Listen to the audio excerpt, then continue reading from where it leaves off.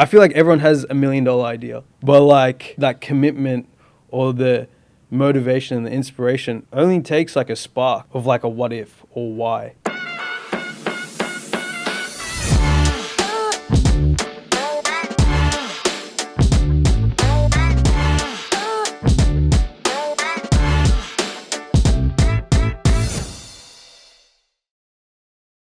You know, I've spoken with people that usually, for the most part, they stick to one discipline and they master that one tool that they have.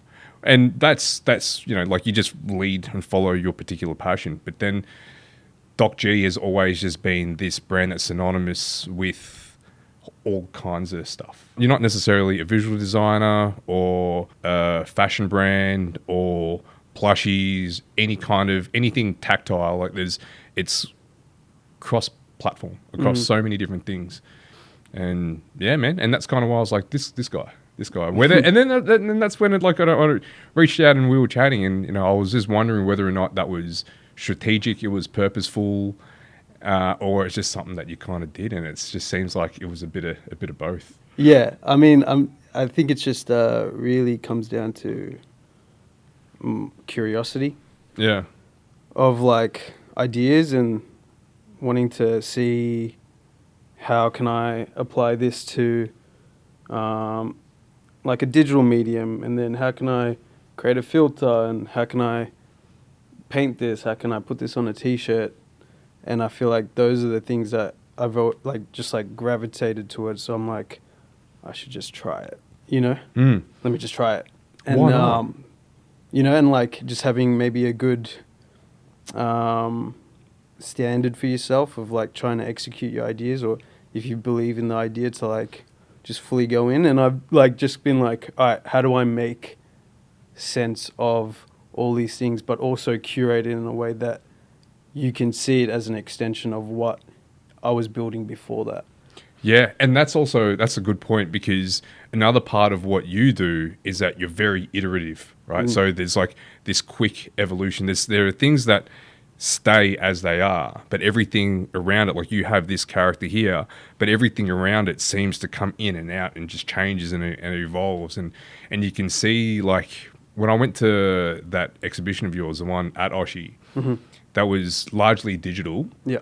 And it was like, just, you know, fuck around with it. Why not? Let's just have a look at what this, you know, what comes of this. And then from there, you kind of like swung back into more tactile things that you can hold and play with and feel, and it kind of just moves in all these directions. And I think that's really cool, that part of what you do is specifically to keep changing what it is that you do. Yeah, no, if I'm honest, I'm really trying to build something that's like a franchise. Yeah. Like something that can be applied across the board, because I'm interested in those things. And like, so if it's like, if someone wants a painting, well, I can make a painting. If someone wants prints, if someone wants like a toy, but these are the things I'm into. So I just know that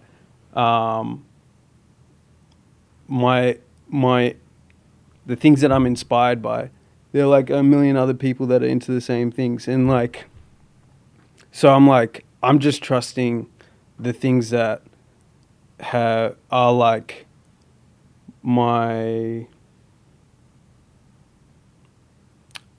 references, really. You know, like I'm looking at the people that I've been inspired by, and then being like, like I remember like the reason I kind of did an animation or like pulled the trigger on doing that, and even that digital thing, was like I had this thought come into my mind where I was just like, man, as if KAWS hasn't done an animation, you know? And I was just like, but I was like thinking on behalf of him, but really being like, oh, that's something I want to do, you know? Like I should just kind of, you know, try figure out how to build that out. And so those are like kind of the nods that kind of have pushed me in the directions of like trying stuff. It's really just like being okay with trying and failing, you know, and then repeating, you know, and then just the best thing you could do is create, experiment, then curate, present, and then reflect, you know. I don't know if that. Nah, that's exactly how it should be. And I think that's kind of why, like, I was chatting with, who was it? I think the last couple of recordings, I've brought up how these days that with AI, the final output is something that could be easily replicated. Yeah. But what we're leaning more and more into, and it seems to be pretty obvious, but it's just the process of the creation. Mm-hmm. And I think that what you're great at doing is that all the things that you're saying is this whole evolution, a whole trying things, reiterating, seeing what worked, what didn't work, and then evolving in that space. There's like it's real-time process. But the way you showcase it is that it looks polished and finished, but it's actually just the process. Yeah. And there's this whole new thing now that I'm starting to see is that, like, the Apple TV logo. There's I don't know if you caught the clip of it, of how they put it together. So it's really nothing, man. It's just like the Apple TV intro, and it looks nice. It's just the logo and lots of colors and kind of just strobing kind of situation. Looks great, but it wasn't entirely digital. They actually physically made the logo out of glass, frosted glass, and had a lighting rig just to be able to pan around and highlight different areas, and different colors were being hit in the background. Sick. It looked great. But the biggest part of that campaign was the behind the scenes look at it. And I think that with your iterations is that all of it is a polished look at behind the scenes. Yeah. Right. And I don't know if that's something that you've kind of like thought about intentionally, but I try to, you're doing with your podcast. It's just like, I have a standard that I want to try and meet, that of what I've seen, like the people that I've looked up to at. It's just like, and it just comes like with a level, I guess, of taste and execution, and seeing what's possible with the skill sets and resources that I have at my current time, and trying my best to like present stuff, like things, to be honest, beautifully, like I like things that look nice, that are presented in a type of way that creates firstly an experience and something that people can like step into, and they kind of feel like they're in my like universe or world that I'm trying to build, so that's really it. Like, and I feel like the best artists, the best brand owners, like you look at Steve Jobs and what he built with Apple, and the store, from like the store to the product to when you first open, like use the product, you're just like, it's a well packaged entity. When you go to the movies or to watch like maybe Star Wars, you feel like when you're experiencing that film, you're like, I believe this shit. Yeah. You're bought in. You're bought in, so like I'm trying to make stuff where people get to buy into the idea, of what I'm building. Yeah. Like the last one wasn't even just like you got plushies. It's like let's put it in an arcade machine. Yeah. And let them just interact with it, and let them actually just try to get one by playing. Yeah. With play. That's really cool. That was really clever, man. Last night we booted up. We just bought a new laptop. Yeah. So when you said Apple, it was like I went straight to that. Yeah. And that was one of the things, like that whole experience of like when you open the laptop, the first thing you turn it on, you have that chime, that sound, and it's just working straight up, like right? seamless, and like, like I've like read or listened to Steve Jobs' autobiography like multiple times, and like his collaboration with like Johnny Ives, like the industrial designer, is just like, man, like that kind of, like it's a whole, like the product is so whole, like everything that they've built during his time, and like they kind of, rinsing it now, I feel like when like a visionary dies, you kind of like you're just like, oh, what's going on? But anyway, They are, man. like, A whole bunch of heads are you going to know, roll. yeah, So they actually are going to be rinsing the situation. yeah. So like, I feel like there hasn't been a lot of innovation in Apple for a few years. Yeah. Like it's kind of like little tweaks and like, you know. Anyway, I'm not really too hectic on that, but like have you read the book? No, but go. I should. think, yeah, I I think should, it's yeah. it's honestly like it actually makes you think like Steve Jobs was an artist, because like in my mind, like He didn't write it though, did he? It's No, not an but- it's not an autobiography. no. Oh, so what's a biography? Biography and auto is like you wrote it. Okay, so it's a biography, but he hired Walter Isaacson. He started writing the book while he While he was alive? Yeah, yeah. Okay. This cunt's funny as like he's just like, yeah, I'm about to die soon, so you better start writing my shit. It's pretty cool, like, you know. And also, what's his name? He did one on Tesla. What's his name? Oh, Elon Musk. Yeah, yeah. Oh, same writer. Yeah. Right. Yeah, yeah. But like it kind of goes through like was it 4 or 5 industries that he innovated in, which was obviously computers, the phone industry, the music industry with Apple Music, and the retail industry. Oh, and animation because Yeah. of Pixar. And you're just like, but you see with Apple how his whole philosophy has defined everything that comes out of this company. You know, like he was about minimalism. He was about like minimalism and simplicity, and then how it integrates with like technology. It's just like, yo, this is like, and this guy's just the ideas guy. You know, he's just a visionary. Like he wasn't an engineer. He wasn't coding, but you know, having the right people come in and believe your idea is so essential to, you know, kind of building ideas out. And I would say that's the same with me. Like there's a lot of things that I do, but I have a lot of people that help me build my, you know, my vision out. Like, So you got a team? You work with a team? I work with my homies that are like, yeah, my team. And like, so like there's Jericho, Marcel, who does the animation stuff. We kind of like those 2 animations that we released both took 1.5 years.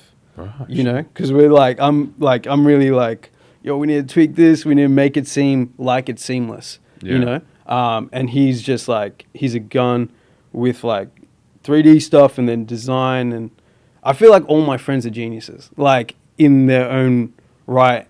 And it's just like, how do we have, like, I'm trying to create a playground for us to just kind of be like, hey, let's build these ideas and like, let's see where this can get to, you know? And so there's Jericho, there's my homie Connor May that we've done like jewelry together and belts, and he does a lot of my lookbook stuff. He's probably the coldest, like genuinely like coldest creative, like photographer, designer.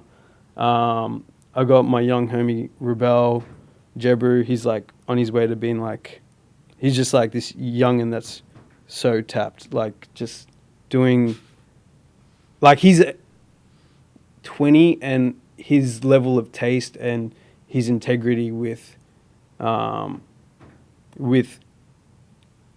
like his artistic integrity is just like unheard of for like someone that age, you know? So like, and then like like I've got homies that help me out with the video stuff, and we did that video with like Converse, and that was my homie Joelle, and there's so many people, and then my sister with the Doc Girl stuff, the women's line. Oh, she takes care of that. Yeah, yeah, we do that. Right. Like, yeah, she's, you know, there's so many people that help me execute my ideas, you know? So Yeah.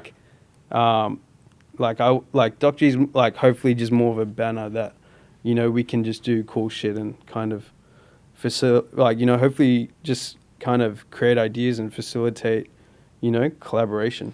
Yeah, for what you're trying to achieve, man, like anyone that's at that caliber, like you mentioned KAWS, it's not just one person. Yeah. Right. Like that they are surrounded by people that can help support that vision. Well, yeah, he's definitely not, you know, building those That fucking sculptures, no. those massive sculptures No. that are in like Qatar and shit. But it's pretty crazy. Like he's just like, I'm gonna have this sculpture. I'm gonna build it massively. And similar to, you know, CJ Hendry. Have you heard of CJ Hendry? No. She's an artist, an Australian artist based in New York. She started off doing hyper realistic hand drawn illustrations just with pen, and then pencil, and then kind of evolved. And she's evolved from there, and it's just become.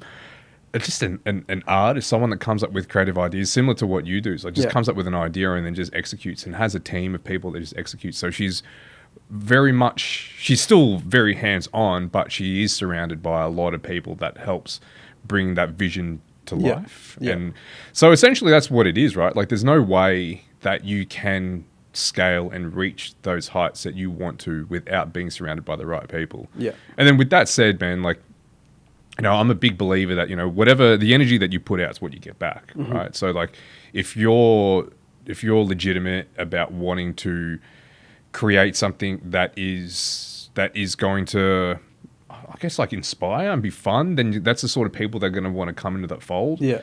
And you're just a leader of sorts, right? Like you have an idea and then people that see it, they align with it and they just want to be part of it. Yeah. Like I'm in, like one of my favorite artists, you know, is like Warhol and what he was able to do in that time and how he was able to build that Warhol factory of like, you know, these large scale works. Exactly. You know, I'm like really inspired by like that kind of execution of ideas. So, you know, it's just like it's having a vision and like kind of build like creating a sense of like almost a system of like communication of like this is like the goal, this is kind of the idea, how do we build this out? Like it's very, you know, the word's collaborative, I guess. And just like, you know, like that's like I'm genuinely having fun while making this stuff, and I get to create with my homies and, you know, try to set a standard of like what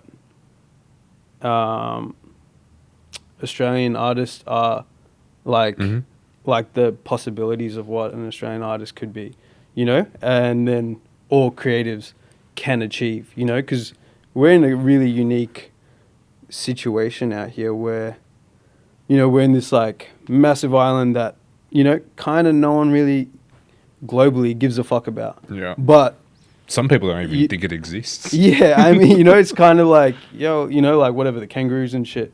But it's just like, man, like Melbourne, Sydney, and, you know, all these like kind of major cities here, or like our cities, like, you know, there's these hubs of creatives that are firstly like looking outward, like not outwardly, inward, like culturally and their kind of their backgrounds, then the Australian culture, and then also looking out to what's happening globally, and then like kind of remixing all of that shit and like sampling bits of like little bits and pieces of everywhere, and like we're, you know, kind of creating something new and unique. So I'm just trying to be like, hey, like, you know, come fuck with us, dog. You know, like come, you know, just like there's like super talented people here doing really cool shit, and, you know, like,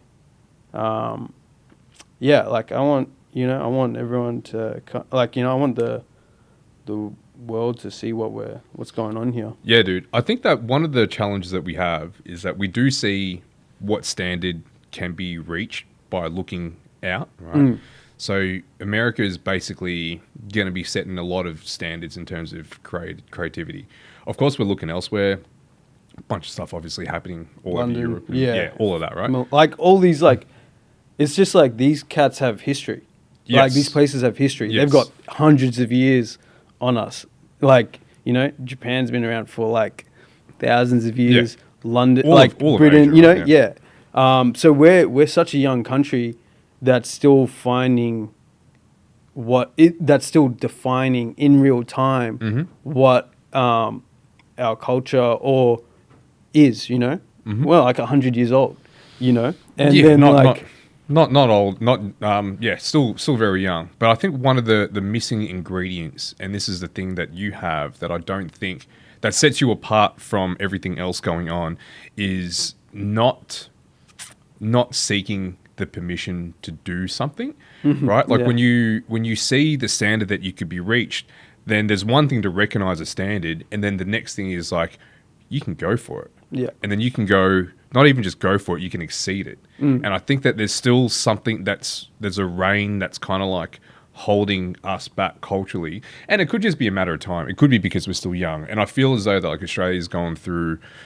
puberty. Yeah. Right? Like in so many ways. Not Yeah. just creatively, but just culturally as well. And like Yeah. there's so much like infighting and just fucking bickering that's happening at the moment. And I think that's just all part of just growing up. But yeah, like what I was saying is that you've recognized that we take influences from all around the world. You've traveled everywhere. You know how they operate, and like you were saying, that they have history, so they're borrowing from that and taking a bit here and there from other parts of the world. But for the most part, they are just an evolution of themselves, whereas Australia just doesn't have much to evolve from. Yeah. It's quite separated, just quite disparate, and lacks a lot of harmony, right, in all the pieces. Like even only just recently, I suppose, that Indigenous culture is starting to become something that is being held to a higher esteem, to the esteem that it should be at, Yeah. right? Like it's just been kind of just ignored and ridiculed for fucking forever. And it's only been recently when it's starting to be reintroduced into the cultural mix Yeah. of everything.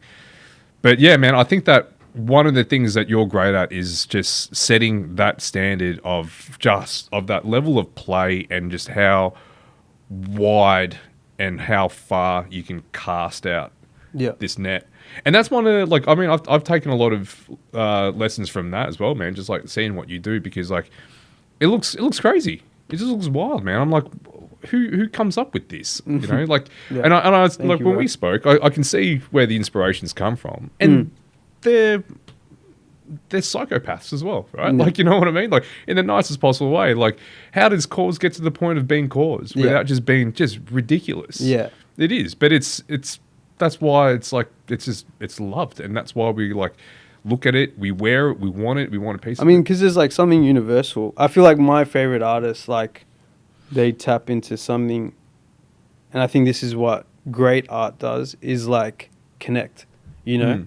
And, you know, you get like your real niche experimental stuff, but there's something about, again, like what I took from like a lot of, when I look at Apple and what Steve Jobs did, is like there's something about simplicity that connects, you know, across cultures, across age demographics, again, you know, across all these kind of things that I strive to kind of embody in my work, which is actually to allow people to, like, I'm trying to create something that's recognizable and that could be understood across the masses, you know. And there's something beautiful about simplicity. There's something beautiful about being able to have your work being understood from people from different countries and cultures. And I think that's what I got from, and I think this is what most people get, like, from watching cartoons. You know, like a lot of my my work is derivative of that kind of medium, you know. And like I could maybe, like, this is a massive assumption, but I would say like 80% of the world has watched cartoons, you know, like at one point in time. If you have a TV in your country, like, and whether you're a kid, like at any age, you would have watched, you know, or at least in the last 100 years, you know, like there would have been a time where that has either impacted or been a part of like, your you life. know who Mickey Mouse You know, is. yeah. Or like whether you were an adult when it first came out and you were making it, like you were letting kids watch it, or you were the kid watching it. So there's something that that language to me is universal. Yeah. You know, and how do I kind of take from my references and the things that inspired me as a kid and entertained me as a kid and recontextualize it. I like what you said when we caught up, and you said that that's why you've got eyes. Mm. That's why we use the eyes. We connect with our eyes. We connect with cartoons and eyes. Like, damn, man, this guy's thought about it. Yeah. And that's what I was saying. Like, it looks fun and playful, but there's still layers of like, there's consideration in it all. Yeah. You know, and I spend most of my time procrastinating, so you know, like it's part of the process, right? Yeah, like you've got to just let things just like manifest, and well, you just got to let things kind of sit there and stew a little bit. Yeah, and like really find intention in your work, I think is important, because, man, I'm trying to do this for the next 50 years, and you know, there were like years at the start, especially when, you know, my parents were just like, "What the fuck are you doing, boy?" And it was like, yeah, why am I doing this? This is a great question. You know, what are you doing and why are you doing it? You know, and like after, you know, especially when you spend hours working on a canvas or like just like, you know, layers of like the same color applying to a section of a painting, you're just like, you get to meditate on these ideas and really process what, you know, why am I sitting or standing in front of this canvas for this many hours trying to build something out, you know? And I think it's like, you know, really important to have those reasonings, not only in your craft, I mean, like in your craft especially, but then also in pretty much every area of your life, to like really consider what's your intention with your actions, you know? And this is just a byproduct of what's going on inside my brain. So when you're right, there was moments early on when you're like, what the fuck am I doing? Was there a particular point, or are you still kind of asking that question? Was there a point where you're like, where it just occurred to you, like, I know exactly what I'm doing, or is it still something that you're trying to resolve? No, to be honest, I've known exactly what I wanted to do since I was 16. Okay. Yeah. It's just more like convincing the people around me and the world that this is something to pay attention to. This is hard, man. This is a hard thing for a lot of creative people to tussle, because I'm finding this to be, firstly, the reason why I'm doing all of this, but also the reason that is not stopping it, but is the wall that you're constantly pushing up against, right? Yeah. Like, there's certain things that we are told to do because there's a status quo, you know, like a particular life that we should be living, but then also down to the sort of content we're supposed to be posting because algorithms, right?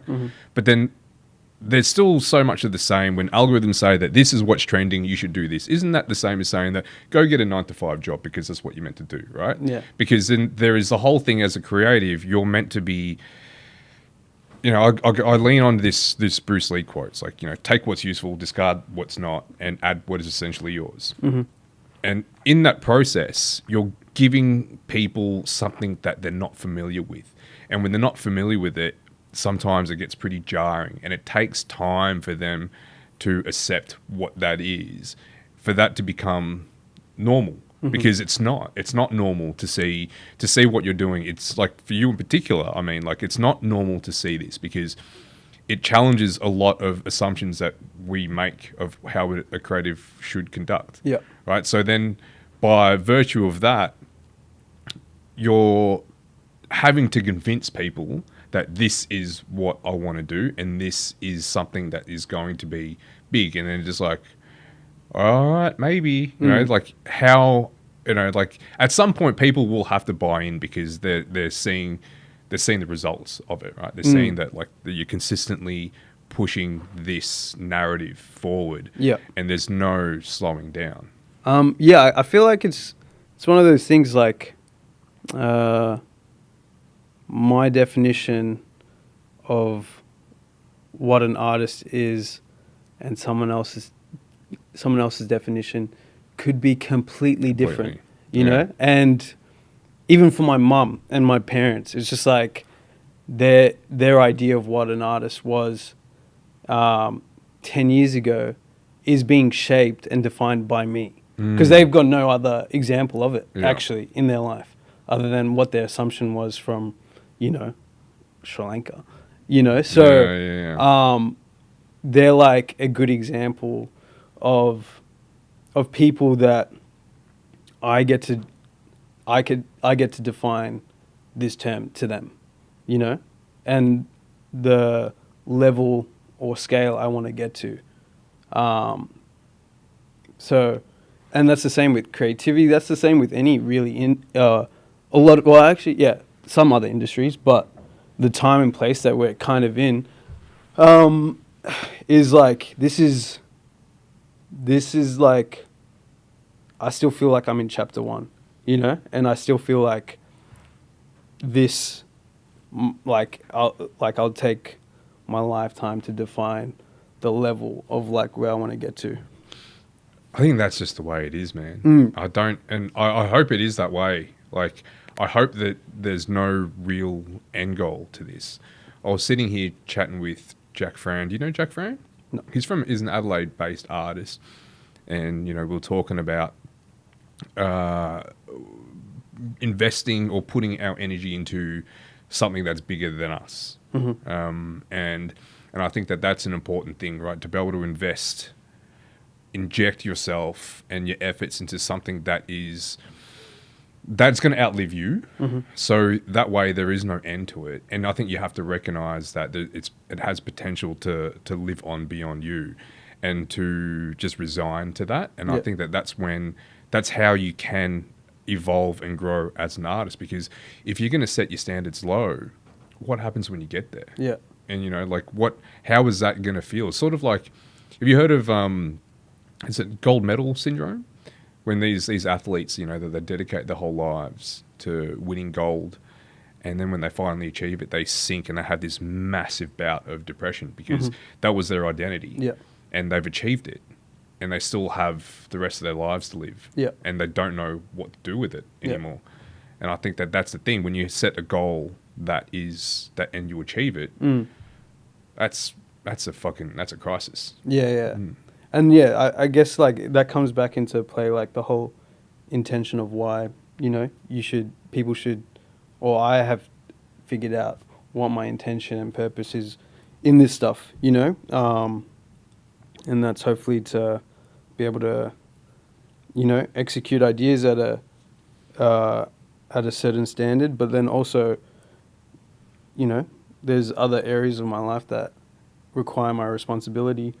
And, my future is, a big part of who I am is like the people around me, not only my friends, but my family. So this has to work out because, my parents are getting older. I want to, one day have like a family and kids in the house. So I'm trying to put in the work now so that those things I don't have to give up on my dreams to be like, I got to go do this now and drop this. Like, I'm going this hard because, like, when that stuff comes into play, like, we're in it. It's rolling. It's, How did this come about, man? Because we grew up in similar neighborhoods, just not far from each other. And it didn't seem like this kind of pursuit was something that would ever come to mind, right? Yeah. Like, where, in our area, it's basically, just big families, pick up a trade. Yeah. Usually the trade that your dad did. Yeah. And then you kind of stay within the same neighborhood. Yeah. Well, my parents were really big on education. And I was just like, this shit boring as fuck, like genuinely. So there was like, and you might have experienced this like from having an Asian background, but man, there was like 4 options for us, doctor, lawyer, accountant type shit. And I was just like daydreaming every day, just sketching in my book. And I think I've had a lot of help getting to where I am. And a lot of people kind of just encouraging and believing in different stages of my life, you know, especially when I was younger, to like help me kind of be like, oh, what you're doing is good, you know, keep going. When you kind of are like trying to find your feet. And I just felt like, especially being from the West at that time, you know, like those options were boring, and I just didn't want to do that. Like I genuinely, like one of the only trains of thought that have been so consistent since I was like 15, 16, since I was 16 was, I don't want a boss. That's genuinely the one train of thought that has been like my compass. It's just like, if I was on a desk in an office, I would jump. I mean, like, if that's your thing, that's all good, you know, part of making the world run. But for me personally, that was just like her. And then that was like the total opposite of my parents, which were like really, and fair enough, from like their upbringing, their culture, coming from, you know, a third world country, like those are the safe options for you to be, you know, secure and safe, and, you know, without, there's a big divide in, you know, these third world countries between, you know, there's essentially not really a middle class. You know, you're either, you know, in poverty, or you're part of, like, you have these jobs that keep you above, you know. So, like, you know, they moved here for a better life, and then I'm the kid that was just like, yo, I'm going to go do graphic design and be an artist. You know, they're just like, what the hell? You know, like, their paradigms shifted over the years. But also them challenging me was so crucial for me finding my intention with these things and to the scale I want to get to, because of their like, hey, like, if this is it, like, make sure. They've always challenged me in a, like, the most beneficial way, to be like, you know, if you're going to go do something, do it to your best, you know. Or again, why? Intention, you know, like, they've just asserted that into me to be like, all right, like, this is the level I want to get to, because not to prove them wrong, but to prove that my idea was right. Yeah, there's a lot to be said for that, man. Like, when there's no, and you know, like, you've got a good support network, so even if things didn't work out, it would have worked out one way or another, right? But yeah, like, you gotta, you know, try, fail, and then reflect and be like, oh, that was pretty good. Like, if I can do it once, I can do it again, you know. And then, you know, just having that, never as bad as you think. Yeah, and then also just having like a spirit of like excellence in what you do. Like, if you're gonna go do something, give it your all. And I think that also came from my parents, but that also came from sports for me. Yeah, you know, like, before I started like kind of seeing the potential of like these sketches that were in my school books and stuff like that. Like, I played 5-6 days a week sports. What'd you play? I played basketball 5 days, Oh, yeah. 4 days, like domestic and rep. Oh yeah. And then I was always playing like football, soccer at school. I was just like coordinated. I'm like, you know, I'm coordinated. Yeah. So I could like pick up sports and just be like, Figure it out. Yeah, and be extremely good. But basketball was huge, and it just, being competitive both in a team sport and with yourself, teaches you what training and progression gives you, and iteration of that. Because, like, you know, when you're in a game or when you're by yourself, like, you got to push yourself to a certain, you know, point where it's just like, if I don't give that extra bit, if I don't put that 10% more, like, that's a win or like a loss situation, you know? Like, So I've almost approached my career in the arts with that mentality because I played point guard. I'm like trying to set up plays for it to be like we do this and then we do that, and then you know, setting up these like exhibitions in the year to be like it's like building momentum, like it's a game. Yeah. You know. And the opposition will just be a lot of the external factors that you can't control. Yeah. Either and then you got to the pivot. status quo or myself, or there's levels of procrastination and laziness that comes into play with internally, or and just really being like, all right, like you have these ideas of grandeur. You want to be the Willy Wonka of Australia, like you gotta put in that work and that craftsmanship in order to get to those get to that level. How do you feel about procrastination? Because I'm scared of it, dude, to be honest, man. I'm like, I get scared when there's downtime. And that's something that I've spoken to my wife about it, about like not being able to switch off and not being able just to like give it a minute. Yeah. I have this, I feel like everything that I try to do has a level of progression, involved in it. Like in my mind, we're probably talking about the same thing. I don't fully switch off, but that's also a superpower. That's also why you're going to go to extreme lengths to make something excellent. Why? Like, that's not really a bad thing. It's not. You have the luxury of being 27. Yes. Yeah. I hear that. And so I do. Maybe with a child, it would be different. Yeah. So no, I think just that beat it into him. Progression. No. Just kidding. No, but it is like it's opportunity cost everywhere, and I think that what you're doing and the time, the phase, and the chapter of your life, it's the time to be doing it. Yeah. And it's quite remarkable that you said that you found your thing so early on, because man, I can't even imagine. Like, I knew that I like to create and I like to draw and like to paint, from very early on. But then there was never a whole thing where I thought, fuck, I can make a life at this. If anything, I chickened out, man. So just to be able to hear from someone that like, no, I knew, and I just went for it. But also like a different era, like there was less infrastructure back then. Like even since I was 16 till now, it's like that's true. The craziest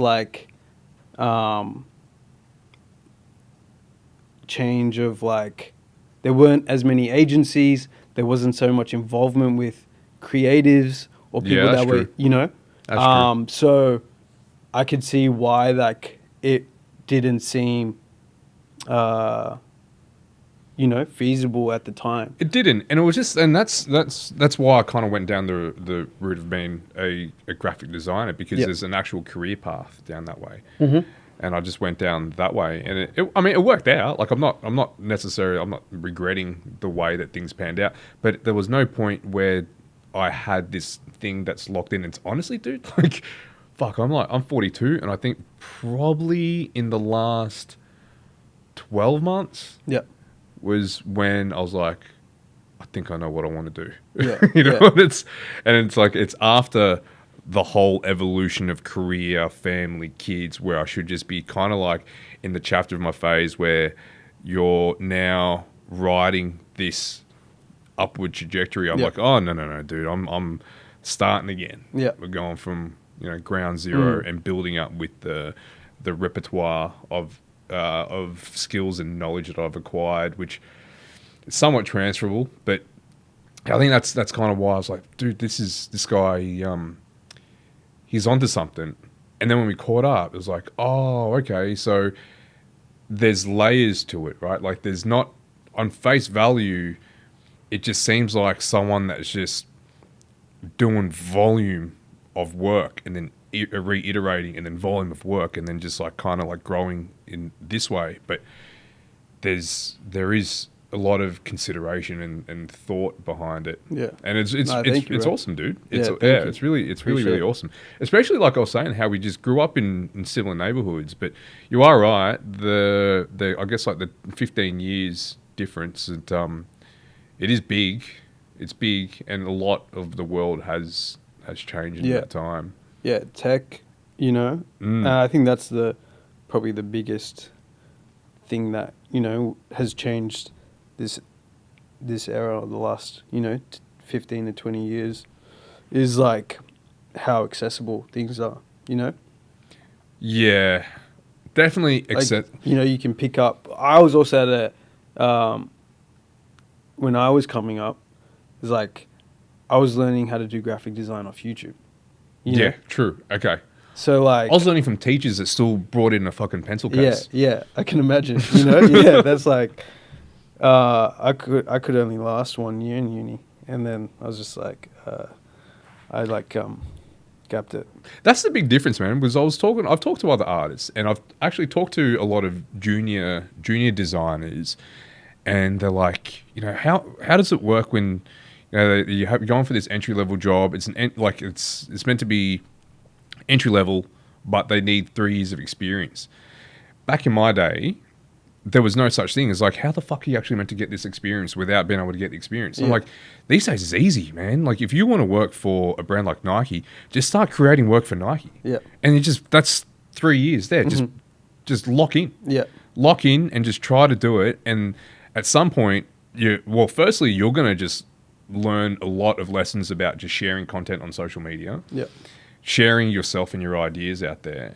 And then before you even know it, you might even just exceed the standard that they need. And you're probably, you could potentially be a more prolific artist and not even want that job anymore. Yeah. Right. So there's a lot to be gained from, just the opportunities that technology allows. Yeah, 100%. And I mean, like, you know, like anything, like it's a tool, and, you know, you can either allow it to be a crutch and be a consumer in it, or you can, you know, play the game where you're actually involved in shaping your own using this tool to, you know, kind of pave your own path and like, you know, stay in your lane, because like you're more likely to build a solid foundation by kind of using these resources and, you know, listening to podcasts and all these things to, you know, kind of level up the kind of do you think that it's also kind of like there's going to be people like yourself that resonate with it and have taken a lot of lessons and apply it and to grow and develop your personal and professional practice, but then you also think that there's, on the other side, there's just like too much information, sort of like the choice paradox, right? When then there's just so much like, fuck, what am I actually going to be able to do with all this, you know? And then there's all these people, and I get it a lot, of people like saying that you can just do whatever the fuck you want, do whatever you want, and then it's just like, what the fuck do I want to do? You know, there's that paralysis. It's like, shit, man, should I actually know what I want to do? Do I have to know what I want to do, or can I just wing it and then just be content with that? You know, so there's just two sides. I guess there's so many, you know, there's no right way to live for anyone, but you know, I feel like outlining those intentions and that vision, I think it's so important for not only artists and creatives, but like as people to have a goal and like have that direction of like, this is the like North Star. And then like I feel like that information that overload of information you get to like kind of curate and cull is like, oh yeah, that's like, I can already tell this is nonsense, or like this doesn't kind of help my path, you know? Yeah. Because there's a lot of noise, and you're right, and we're in a sea full of like chaos, and it's really being like precise with what you allow in, and being intentional with that. I'm like very like pretty firm with that kind of stuff, but I'm also like allowing space for like dumb memes. It's like and Sora videos. Like me and the homies have. Oh, the Sora videos. Yeah, me and the homies. they're wild. Oh man, if I show you some of the stuff that's on my camera right now, you would. Like those Pixar. No. We're just like, all the homies are just. We've all like scanned our faces on others' phones. Yeah. And so like, this group chat's going crazy, with like videos of. You know, there's a video of me jumping in a bath full of curry, and stuff like that. I'm getting violated. You can do whatever you want, man. It's pretty crazy, but it's like, again, like, it's cool to see what the potential is. But it's so, like, yeah, I'll show you after. This shit's so realistic. Have you It used actually looks- any Sora or any of those video creating platforms to help with your work? No, not yet. Not Because yet? there's an element of it where those they need references, Mm-hmm. you know, and A lot, man. a lot. Yeah. So it's like, I don't know if it's at a point yet that I could kind of feed the animation stuff that I've already done and then use it to build out stuff. It's a good idea to actually go sus. But there's a part of like the curating that Mhm. we're really involved in. Like with me and Jericho, like we're going months back and forth of like the animations are meant to go with like something physical and then also sit in a physical space. So like the way that we teed up that last shot at the above was the animation was to support the plush toy and that whole concept. You know, we're like fine tuning these things and being really intentional about like how each, like the scenes are done, how the character looks, how he's animated, how his like facial expressions are in each scene, you know, and that takes a lot of time, unfortunately, for like a minute and a half video. You know, so it like if I was to use Sora, like that would be cool, but then I also love that experience of like building something out with one of the bros. It's not there yet. You Yeah. won't be able to do that. Not to the level of the Yeah. degree that you need. I think that's it's really good just for the bullshit at Yeah. the minute, just Yeah. for something for a bit of a laugh, Yeah, where you don't have to be too precise with it. yeah. I think where we will really see it in use, and if it does, and I hope it doesn't get used in these studios, but like probably like in these special effects for cinema. Oh yeah, it's still a long way from that. Yeah. Actually, on that whole thing with when I was talking about Apple, Apple TV intro, at the same time, Coke released their Disney campaign, their commercial. Yeah. AI entirely, Really? but it was like polished AI, as in you could see that there was more effort put into it, but you could still see that Actually, it was yeah. AI. One of my friends did a whole music video with, I think, Sora or like one of these AI generated things. Yeah. And it was really cool. But you know, you could see the kind of the flaws in it. Yeah. But you know, from face value, it told a pretty good story. But he said it took him months. That's the Like thing. If you months want, of prompting and Yeah. feeding it into, you know, feeding it out and then feeding it back in. So fine tuning it, yeah. and then like it has to, you got to be really precise. Yeah. Very, very specific what you're asking it. And that was the thing, like with Coke, that they spent there was so many people working on it, and they put a lot of hours into it, where it was just like, could have just got animators. Yeah. At that point, it Yeah. probably would have been cheaper. Yeah. To do as well. And they copped it, man. The backlash from that was enormous. And I think that's one of the things, like right now, like we're still pretty good at being able to identify something that's AI. And Yeah. then when you do, unless it's intentionally an art form of that, right? Like all the Sora videos where they're using it as a platform and it's like its own separate thing, not trying to replicate something else. Mm-hmm. If you're doing it in that way, then it can get a laugh. But if you're trying to use it as a way of replacing something else, I think that's when you're going to get, you know, in a bit of trouble. Yeah. Public trouble anyway. Yeah, I mean, at the end of the day, there's like craftsmen in these industries, and you know, hopefully, you know, with the expansion of like AI and stuff, it, I guess, doesn't like replace industries, and I think that's a scary place to be if you like spend, you know, kind of your lifetime trying to build out a career for yourself, and Yeah. then a computer comes, you know, and takes, you know, I feel like we're in some, there's like a potential to be in some, you know, science fiction fucking nightmare. Oh, we're know? definitely making our way to Like it. Skynet could be like possible. Yeah. You know, Well, a lot like of, have you seen the Terminator shit, robotics that are you coming know? out these Yeah. days? Oh, crazy. So like it's just like holy shit, this is crazy. But like I like the idea of tech, but you know, again, like I think these companies should really focus on the safeguards, you know, on all aspects, not just like the funny shit, but you know, kind of, you know, if this.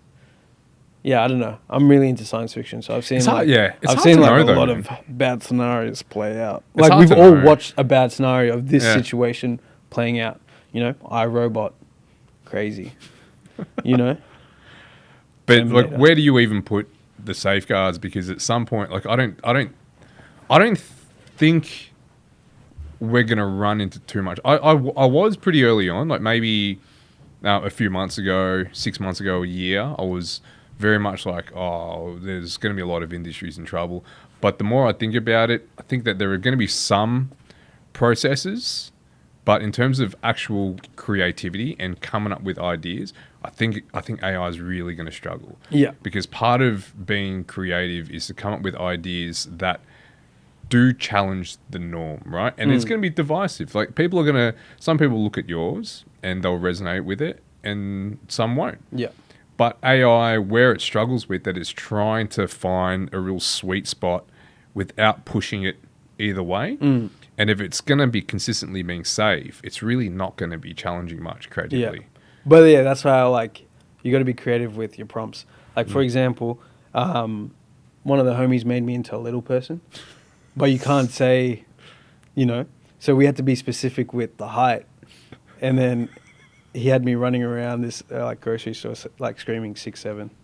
But yeah, it's like you can like you have to like you can outsmart it in a type of way, Yeah, okay. you know. Yeah. And then like there was another one where he had me doing, and I feel, yeah, I'll show. We'll check it out. Yeah, there's just like hilarious stuff. Like there's a situation. Yeah, so like there's ways around that whole kind of. I feel like not some hectic. Obviously, like if you're trying to do some crazy shit, you won't be able to. But there's like I feel like there's, and people are now using like ChatGPT to create prompts to go around setting Oh. goals. You know, so you're like, yeah, it's a really interesting time where to be alive. I haven't even asked you about Uniqlo. Yeah. Because that's big, dude. That was really Thank you, big, and it was funny because when we caught up, like however many months ago, we used that as an example. I remember saying that, yeah, Uniqlo, like how that there's I mean, there's been a few misses, but for the most part, there's recognition for artists, as in like high caliber artists that they will one way or another be able to collaborate with them, right? Like, I guess that for the longest while that they've had, they pumped out a bunch of KAWS stuff, Basquiat, Keith Haring, all just the staples. But I don't know if they over here. But when I was in Japan, they even had like a whole big 50 artist collection, where it was local artists, and I think it could be similar to the arrangement that you have with them, where they had like it was 50 different artists. They all had one print. And it was just a whole wall of their stuff. And it was just really cool that, that they gave opportunities for not necessarily big artists or known artists, but ones that are moving the needle in their respective ways. Yeah. Well, So how did yours even come up, man? Like, what's this artist with that scenario, collaboration? like what you saw in Japan, they have that in every major city. We just never had it here in Australia. Yeah. So they just spent 6 months redoing the Emporium store, and incorporated that global thing that they have everywhere else in Melbourne first, and I think they're going to do it around Australia. Yeah, okay. And it's called like the UT range. So that's like Yep. the first time that they've done it here. And it What was, other artists are in there? Becky Orpin. It was just me and Becky, and Hector's Deli. Because like in the other countries, they collaborate with like a restaurant or someone in like a business in like a hospitality business, and then like artists. So like, yeah, extremely grateful for that opportunity. And, you know, there's just good people in there. My homie, James Chan, shout out to my brother, who, yeah, have, like, you know, good people looking out for me always, man. Like, that have, you know, seen the vision and believe in kind of the direction, and also see where it's applicable to the various different And they got pretty clever with it as well. Like, it was pretty interactive and you know, having the customizable elements. Yeah, and I think, again, like, having people that understand, you know, can see something and be like, hey, what about this idea? That was that whole experience. It was actually such a good collaborative effort with such a big corporate entity, because it's streamlined. It, like, goes all the way up to Japan, and yeah, because, like, that Uniqlo is, you know, just imagine, like, how, like, Japanese people and businesses are run. Like, they had final say. They you know, but it was so smooth the whole way through, and they kind of loved the idea of, like, the alphabet and so you pitched that to them? No, that was me and my homie James and his team. Yeah. So it wasn't the Uniqlo camp that came up with that idea. He's a part of Uniqlo Australia and New Zealand.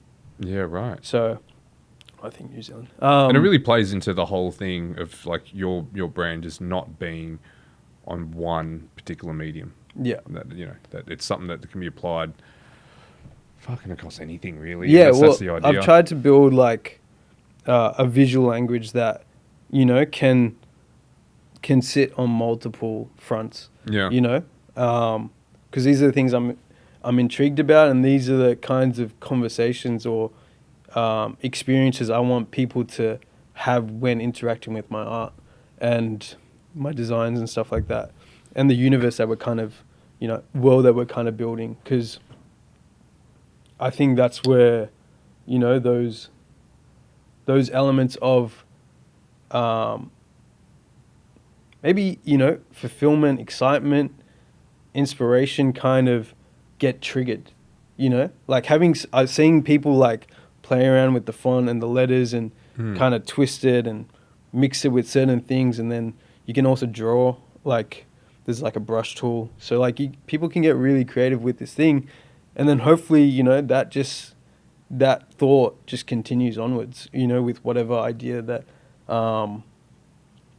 they are kind of mulling over in their mind. Because, like, you know, I feel like we all have this, I feel like everyone has $1 million idea in life. Like, every single person. It's like, if I did this, I'd make $1 million. But, like, that commitment or the motivation and the inspiration only takes, like, a spark of like a what if or why. So when people experience or interact with either the spaces that we curate or the t-shirt that we design or the plush toy that gets to sit on, you know, a shelf, if that encourages and that idea for, like, yourself and your own vision, that's my goal and intention. That's always going to be a part of it, man. Yeah. There's always going to be a part where, like, the work that you're creating is something that has been inspired by other people and all the experiences. Oh, 100%. Like, man, there's so many artists and people that, you know, that have just done cool shit that I've been like, oh, dope. Like, this guy did that. Like, you know, imagine what I can do with my idea. Yeah, and you got to draw that link, because I think it's too easy to see how far away that is. And that goes to my point about, like, social media, how there's just this abundance of information that we don't even know what to do with it, and we have that choice paralysis. But it's also like, if you see someone who's just 1 or 2 levels ahead of you, then it gives you something to strive towards. Yeah. But then if you see someone that's, like, you know, 10, 20, 30 levels ahead, you're just like, fuck, man, I'm never going to get there. But I think that's one of the things, right? Like, but maybe it's that paradigm shift of just being like, you know, I've delusionally like texted for like DM'd Pharrell, been like, I'm gonna meet you one day. Like actually, But that's good though, you know? right? Like you've cast it out there. You've Yeah. put it out in the world now. Because yeah, I mean, like, again, I feel like really believing and having faith in what you're doing, you know, and again, if you put that 100% in at each stage of your life and like reflect, get the feedback, improve, progress, you know, like training, like, you know, playing sports or anything of that matter in life, you'll get to where you need to get to, you know?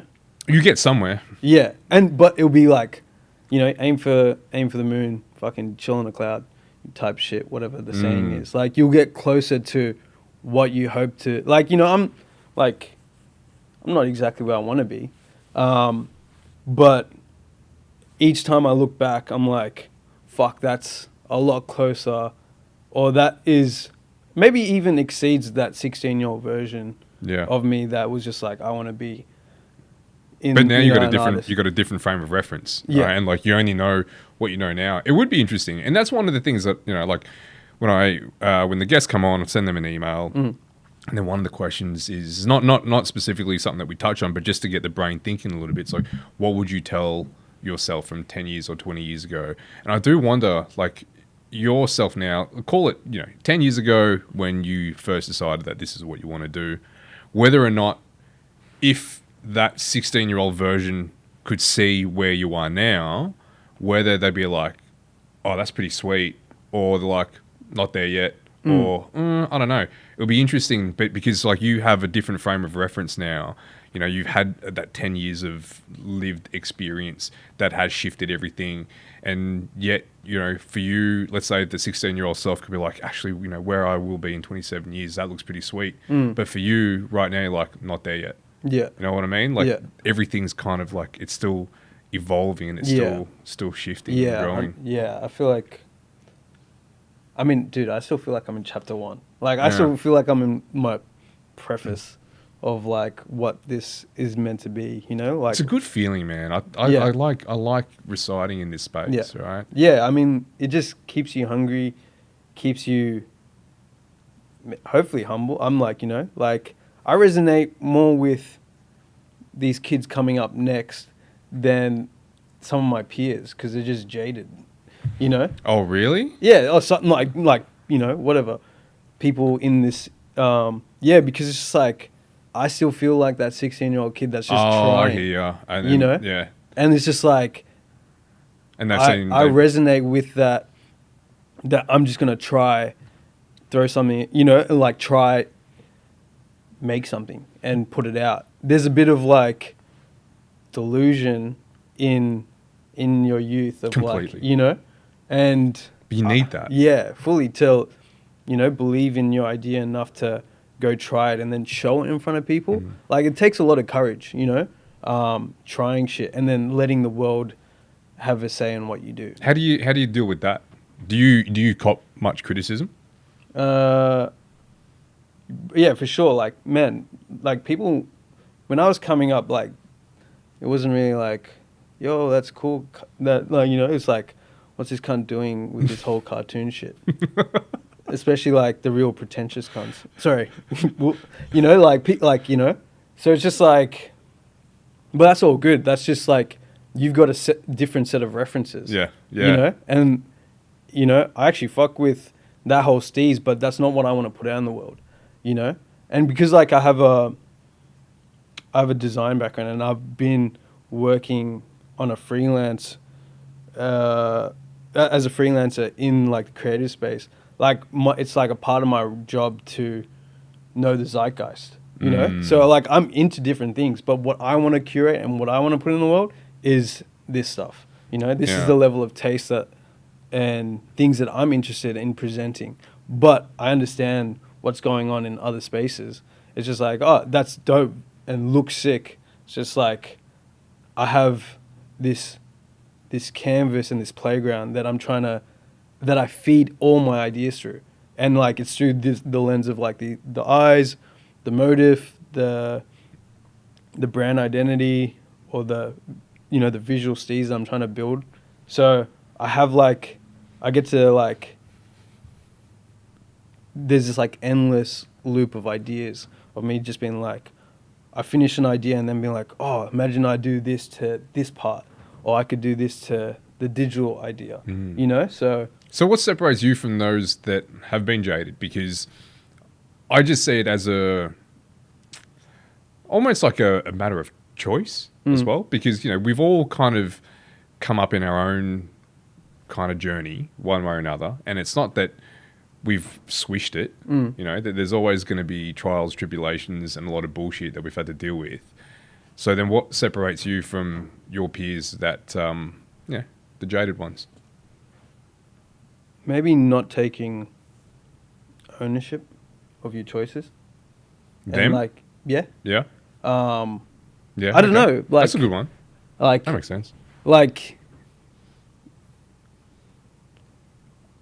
I don't know. I if I have an idea, I'm gonna go make it happen, you know, and I'll like sacrifice comfort. You know what it is? Like having a sense of delayed gratification. You know, with a lot of the like things that you do. You know, I've had projects that have taken 2 years, like almost like it's an album, you know, but I'm a visual artist. It's like to really, and like not show the process, because I'm really about like when the experience comes, like to come and feel it, and like no one having like a presumption of what it potentially is, you know, like I'll like maybe it's a part of the rollout, like for 2 weeks before the show, I'll give those little hints, but like sometimes it takes months to, or a year and a half to build out a project, and I didn't show anything. But in my head, I'm like, I'm working towards this goal of executing this idea at this level that is pushing myself. Like I'm really just trying to, like I'm really just versing myself. Like I'm just trying to be a better version of me, as an artist and in whatever I do next. Like I'm constantly just like, how do I top that last idea? And if it doesn't, I'm not pushing myself enough, you know? What do you consider as topping it? What do I like what's the assessment? Like how do you know? how do I judge my How do you know that the current thing's better? bigger? I don't know. That's a hard one because like it's so the shows are so nuanced. I don't know. Nuanced is a word. And they're Yeah, different. I mean, like, if it pushes the needle forward for myself, you know, if there's more ideas from the last idea, Yeah. you know, then and like also figuring out, like, I'm really at a point where I'm just trying to figure out both how to push the needle creatively and then also how to push the needle as a business, you know, to like have this money flowing that can make me the next ideas, you know, because that's what really facilitates the grandeur of like the experiences that I'm trying to build, you know. So Yeah. I need to. That's why like I am actively, you know, like just before this, I was on a shoot styling, you know, to facilitate my idea, like whatever my next idea is, and to live, you know, whatever. But I think you got it, man. I think that's the thing. When you said jaded, I think that there's a lot of people that are get quite despondent if they don't get that immediate gratification. yeah, Yeah, and I think that that's the thing where, like, if you're trying to build something, you're doing something now for the project that's going to be releasing in 2 years, and that project releasing in 2 years is just going to be a little benchmark for the bigger picture of the 10 years Yeah. of the lifetime. Yeah. And I think that that's really the approach that it needs to be, that everything that we're doing isn't necessarily just to be able to receive for now. yeah. I don't like. I mean, I don't put a lot of weight into other people's opinions. Yeah, good. You know, I mean, like, That's man. That takes years to be able to develop into. yeah. I mean, okay with. well, the people that I care about most Yeah. didn't really want me to do what I wanted. So like, if I everyone else, you guys mean nothing. Like straight up, like my parents, the people that I love the most in the world, kind of didn't understand what I was doing, and like I had to be like, that's okay. Like, I'm gonna go do this, and if you come around, dope. If not, I guess I'm still your son. And we'll eat some curry tonight. So like everyone else is just like, you're irrelevant to, like, that's like the unnecessary information to, like, my judge of if something is good or not is pretty much like my friends, like, and my, like, obviously myself. And if I was to be like, hey, what do you think? Like, these people are tastemakers in my eyes, and my peer, like those people, my team, my collaborators are the people that I genuinely think are the freshest cunts in Australia doing shit, So like, if they're like, yeah, this is hard, or yeah, keep, whatever, do it, and they see it and they back it, I'm like, sweet, let's go execute this, like this show, this installation, this, That's what you need, man. You need people that may or may not see what you see, but if at the very least that they see that you see it, yeah, and that's good enough for a lot of people. Yeah. That they don't necessarily need to, and like you've got enough innings, enough runs on the board to show that you've got something when there's an idea that there's something there. Yeah, I feel like, especially with, like, this is even a case of like conversation. Like, if it again like pushes and creates more conversation, or like more ideas from like maybe taking constructive, not criticism, but like constructive feedback. Of like, oh, what about this? And you're like, oh yeah, cool, I know this person that can do that, or yeah, that's possible. What about, like that kind of, that's the kind of conversations I have with my friends, just like on a, like when we're not even working, when we're just kicking it, and we're just like sharing shit. It's just like, yeah, when you have the freedom to just kind of like push and think outside the box. Yeah, and that's like on a business tip too. Like, all of us are just like really trying to build our lives and see each other win, really. So like some things are like, they're not even a direct creative collaborator, but they're people that see something or ask a question that pushes me to think from a different perspective and a different angle, to be like, oh, I haven't thought about it in that way. Why don't I try figure out how to cater for this thing? Yeah. At this spot, because I grew up in, I grew up in the burbs, so like I got bare homies that aren't even in this creative shit, that are just tradies and shit, and they're like, again, I'm defining to them like what it is to be an artist, because like they're rocking up to this Uniqlo shit. Like half of them have like kids that are like 5 years old and plus, I've been around, like, so they're like bringing their kids around this shit, and like I get to gift them like these plush toys to their children and stuff like that. So it's just like they're kind of like, and they've been a part of that conversation where it's just like, well, how do you get it to the masses, and they're like really like, but have no idea about this creative stuff, but they want to see me win. And that's just like surrounding yourself with good people with the best intentions for you and for each other is like crucial to having, like, I feel like I have a really well balanced kind of life, where I'm around other creative people and whatever, this scene type shit. And then also I'm in the burbs, just, kicking it, procrastinating. You need that, have that separation balling, as well. Yeah. Man, with creative people, I found that there's a few different types, right? But like if you want to put them in separate, in two distinct camps, there are those that do want to see other people win, and then there are those that don't. And I think that those that do want to see other people win are the ones that are really comfortable with their life situation and with their creative pursuit, and don't take and find whatever their makeup in life is, they're really content with it and really content with the way things are progressing. It's those that are on the other side, and I'm saying this as a person that has been on both, right? Like, I used to be just fucking angry and shitty all the time, and not just at myself, but like other people. So when I see other people succeed, it was always like, why them, not me? So I can see that as a creative person, there's always going to be those people.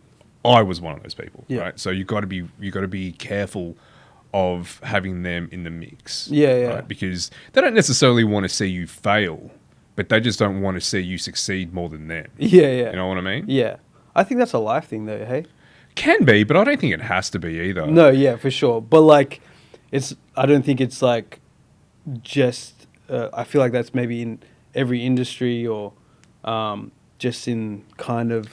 Well.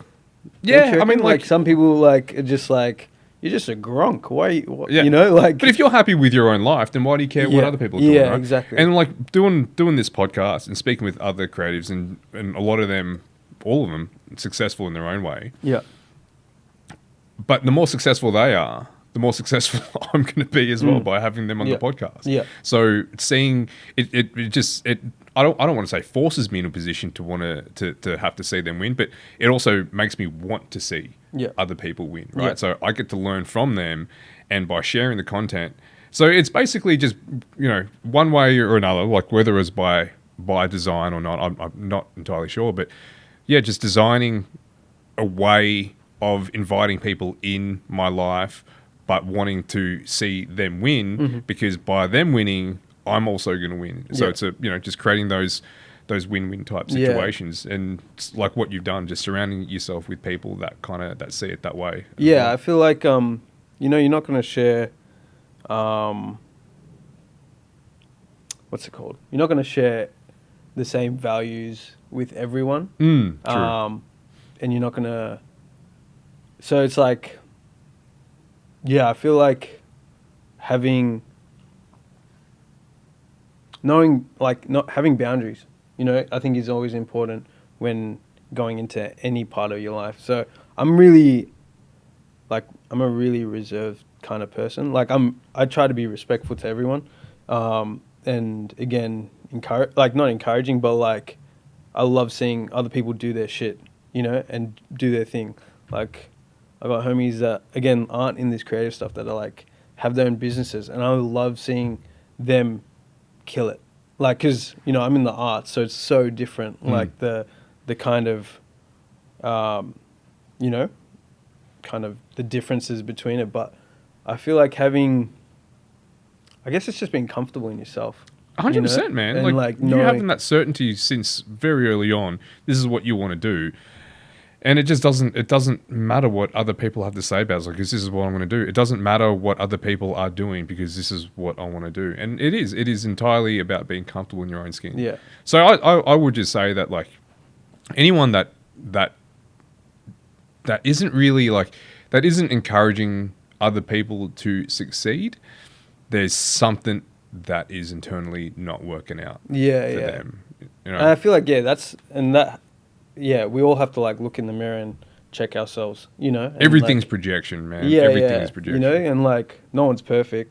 So, just when you catch yourself slipping, being like, I'm not saying that I'm not out here fucking I'm not trying to be a nice guy, but I'm trying to be a nice guy. Respectful, man. Yeah, just respectful. Yeah. So, just allowing other people to just be, like, I have no expectations on anyone to be anything. Like, I don't care, what belief system, what political views you have. It's none of my business. I'm like, again, like, hopefully through being, I've worked in retail for a few years. Like, I used to work in retail, not anymore.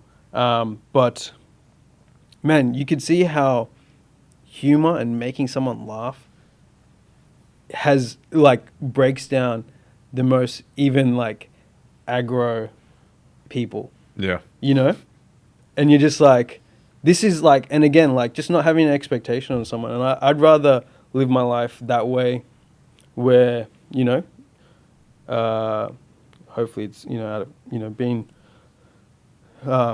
kind and respectful. I think respectful is like, but I learned that from being here, being in the West, like in the burbs, like going to school with so many different cultures and backgrounds. You kind of learn really quickly. Like I grew up going to church, and then my friend was like Buddhist, and another homie goes to a mosque, but we were all into fucking Dragon Ball Z, and we're just like, yeah, sick, let's do this. But like, we had our differences, but there was so much more things that actually allow us to connect if you allow it. Yeah. But if you allow these paradigms and these things that are, personal, to be honest, like whatever you view these things like, that's how you process the world. But also there's a way to interact with humanity, that can allow us to actually connect rather than divide us. But again, that's my personal opinion. Dude, so and I don't know how that floats with everyone, but that's how I live my life, and that's how I kind of navigate this world. Because like, man, I genuinely think that sometimes these strong convictions and expectations of what we think reality should be stops us from connecting with the person right next to us. You know? And, kind of growing up with so many different types of people, you learn that it's not about sharing your belief system. It's about like, how do we coexist respectfully? And that's what I strive to do in my life. I also think there's a whole bunch of values and belief systems that we have because we were told to have them, rather than having a good think about whether or not we value them at all. Yeah. I like the idea of being able to live harmoniously. I don't think that's ever possible. But it's like a utopian idea. Yeah, but I think that's also like, just to tie it back into creativity, it's one of those things that like you're creating work that people are going to love or they're going to hate, and that's good. They're feeling something one way or another, right? Yeah, it creates that conversation. It creates that conversation, and it moves culture and society in whichever direction. Like whatever it is that you're contributing to it, it's having an effect, right? There is a ripple effect, small or large, whatever. It's there, and it's been cast out, and it does affect the way things are going forever. And I think that being divided's not the word, but celebrating our differences is important, more so than trying to all come into agreement. Yeah, what's the word? Homogenous? Homogenous? Having just like one chain of thought. Yeah, it's gross. It's like dope, but then that just seems like some 1984 type shit, where we're being fed this idea, and it's just like, again, maybe, I've had like I've been, like growing up, I was always on like the outside looking in, especially, when you're, especially like, man, you would know, being Australian, but having like an immigrant background, you kind of just like, where do I fit in this place?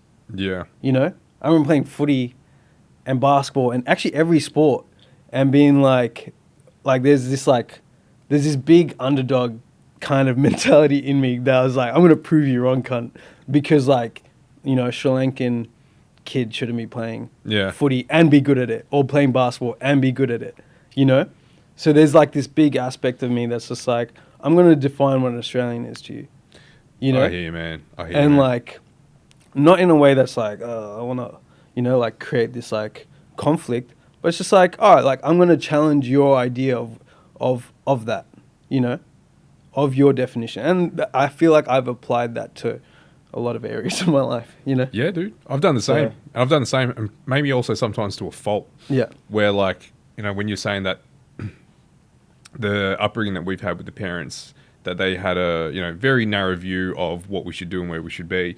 Thankfully, my parents didn't have that at all.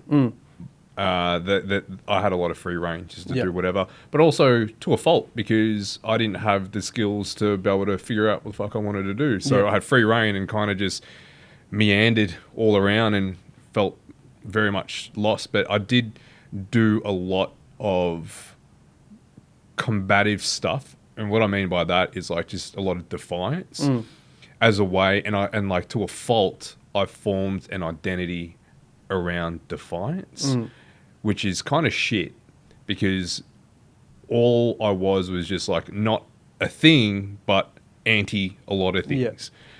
And but that was just definitely like the time, you know, you growing up in 80s and 90s Australia. Yeah. You know, it was hard to fit in, but it's good that you were able to like use that and propel you forward rather than using that to negate everything else around you. Yeah, I feel like man, I was so restricted as a kid, you know, from my parents. So I was always so curious. So like I've spent like I think that time where we were talking about procrastination. I'm just thinking.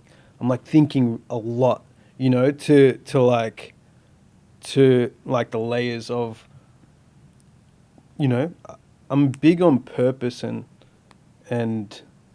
you know what I feel like every human has like a calling, you know, and a reason for their part in the timeline. And so I'm just like trying to live out mine, you know, and be intentional. And find it. Are you looking for it, or you kind of have a good sense of what that is? I think I've had a good sense for a few years. 'Cause you know, life gives you signals like, oh, you're on your path. You're doing the right thing. Yeah, if you're looking for them. Yeah. If you're looking for them. Yeah, and that's a part of like, you know, being aware, like having awareness of yourself and what you're doing. And again, the more intentional you are with your craft and your life and your decision making, like you know, you kind of reap what you sow. Yeah. So, yeah, I don't know. I like, it's cool. Like I've just had moments where it's just like something crazy would happen, and I'm just like, how the fuck did this happen? You know, like this is crazy, and just like, you know, things kind of eventually present themselves, or life kind of presents you these really cool, like, you know, these opportunities. Like there's 5-year, like I'm someone that like, you know, writes 5-year, 10-year kind of goals and stuff like that, and I've been doing that since I was 16. I got like told to do it by one of like an early mentor or someone that was just like a little bit older, and a lot of those things have been ticked, and you know, it's always like, you know, setting new ones and then, you know, going through it, like, and not even intentionally trying to tick off these things. You kind of in retrospect be like, oh, that actually happened, you know. You like, definitely Uniqlo was one of those things that I've written years ago, you know. So it's kind of cool. There's power in that, isn't it? Yeah. In like writing something down and it's like giving it actual life. It's out there in the world now. Yeah, I think there's something I'm like, I don't know if I need to write stuff. Like if you like, Yeah, you were saying that. Yeah, I think you saw my planner the other Yeah. time. But there's something about like that action of putting pen onto paper where it's almost spiritual. Like, I don't know.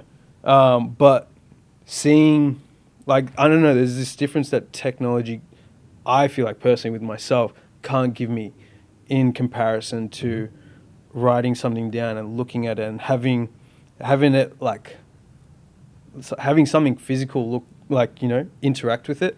And I think that goes with like anything, like It's more you as well. When yeah. you wrote it was with your hand.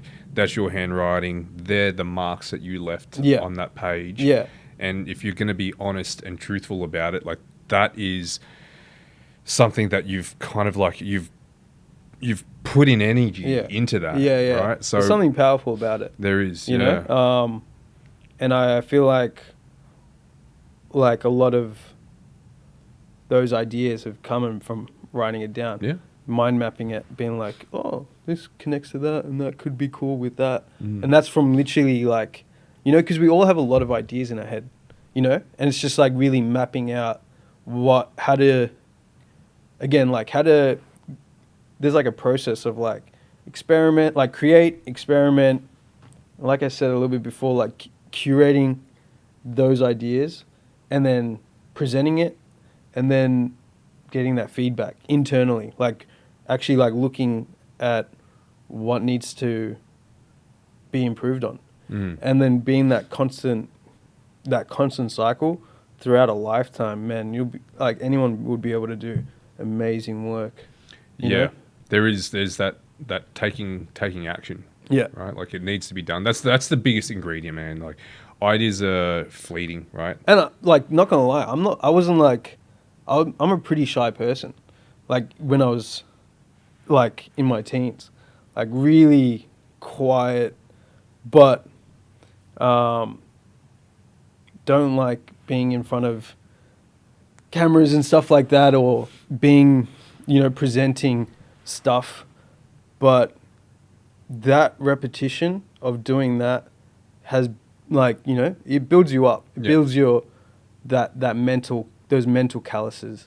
Yeah. And again, sports though was really the only place that I was able to really do that first, and then it being transitioned into, trying to build out, like, my future in my life, kind of transitioned and put that like competitiveness into like kind of figuring out how my future's going to look like.